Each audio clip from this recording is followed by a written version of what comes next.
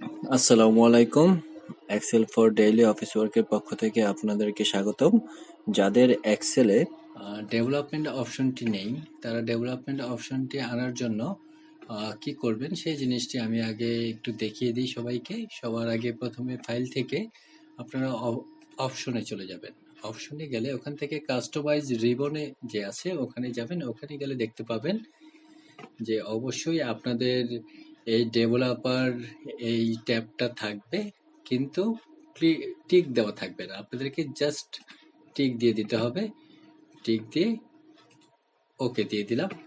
এই যে দেখুন, ডেভেলপার অপশনটি চলে আসছে, কারণ এর ভিতরে আমরা আমাদের পরবর্তীতে যে ম্যাক্রো কাজগুলো করব সেই ম্যাক্রোর কাজগুলো জন্য এই অপশনটি আমাদেরকে অন রাখতে হবে। ঠিক আছে? ওকে, বাই।